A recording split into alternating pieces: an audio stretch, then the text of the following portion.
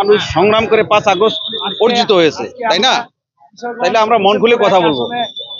জনাব মাজল ইসলাম মাজল ভাইয়ের ঠিক আছে পক্ষ থেকে আমরা আজকে সংসদ সদস্য যারা নির্বাচিত হয়েছেন তাদের উপলক্ষে আমরা এই জায়গায় আসা।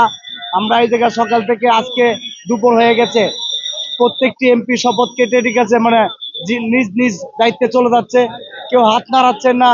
এই জায়গায় লক্ষ লক্ষ নেতাকর্মী ঠিক আছে দাঁড়ায় রয়েছে, সকলেই আশা করছিল যে আমরা আজকে সবার কাছে হাত নাড়ানোর যে একটা আশা প্রত্যাশায় সবাই সব নেতাকর্মীরা এই আশা প্রত্যাশা করেছিল, কিন্তু সবাই ঠিক আছে হাত নাড়িয়ে চলে যাচ্ছে যার মতো।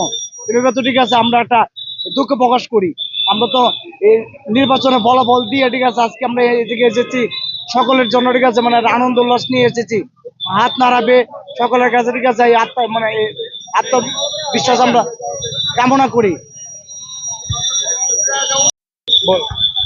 আজকের ঐতিহাসিক এই মহেন্দ্রক্ষণে অর্থাৎ গত 12ই ফেব্রুয়ারি জাতীয় নির্বাচনের মাধ্যমে বাংলাদেশ জাতীয়তাবাদী দল বিএনপি 209টি আসন পেয়ে জয়লাভ করেন এবং সরকার গঠন করতে যাচ্ছেন।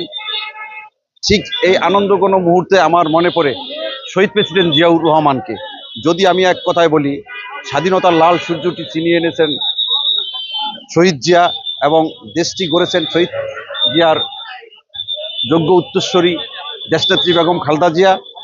দেশনেত্রী বেগম খালেদা জিয়ার এবং শহীদ জিয়ার যোগ্য উত্তরসূরি জনাব তারেক রহমান আগামী বাংলাদেশটা অত্যন্ত সুন্দরভাবে পরিচালিত করবেন, এই দেশকে দুর্নীতিমুক্ত করবেন, এই দেশের মানুষের স্বাধীনতা সার্বভৌমত্ব এবং দেশ রক্ষার জন্য সর্বোপরি কার্যকর ব্যবস্থা নেবেন, আমরা সেই প্রত্যাশা করি।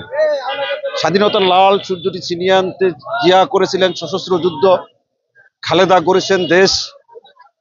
তাদের যোগ্য উত্তরসূরি দেশনায়ক তারেক রহমানের যোগ্য নেতৃত্বে বাংলাদেশে আসবে শান্তির পরিবেশ। ধন্যবাদ আপনাকে। দেশের সম্পদ লুণ্ঠন করেন নাই, তো ওই জায়গা থেকে আমরা গর্বিত যে বিএনপি এদেশের মানুষের সেবা করছে, কখনো অর্থ সম্পদ লুণ্ঠন করে নাই এবং তাদের যোগ্য উত্তরসূরি তারেক রহমান আগামীতে সেইভাবেই বাংলাদেশটা পরিচালিত করব, এদেশের সম্পদ লুণ্ঠন করব না।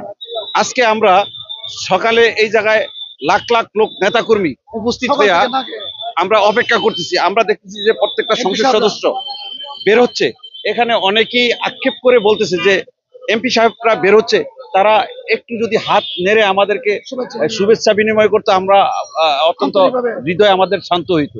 আমরা তাদের জন্য নিজের পকেটের টাকা ব্যয় করে এমপি নির্বাচিত করেছি, তো আমরা আশা করি তারা সেবা দিব, কিন্তু তারা যদি আজকে গাড়ির ভিতরে থেকেও একটু হাত নেড়ে আমাদেরকে শুভেচ্ছা জানাইতো তাহলে আমরা খুশি হইতাম এবং জনগণ খুশি হইত।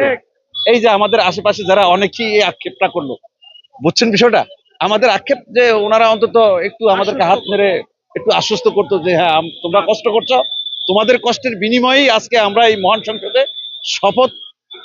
হ্যাঁ, হতাশ ওই জায়গায় ঠিক আছে, আমরা আশা করি ওনারা ভালো কিছু করব এবং একটা কার্যকর সংসদ পরিচালনার মাধ্যমে এদেশের মানুষকে এই সামনে রমজান আসতেছে, এই রমজান থেকে শুরু করে সুন্দরভাবে দেশটা পরিচালিত করব। ধন্যবাদ আপনাকে।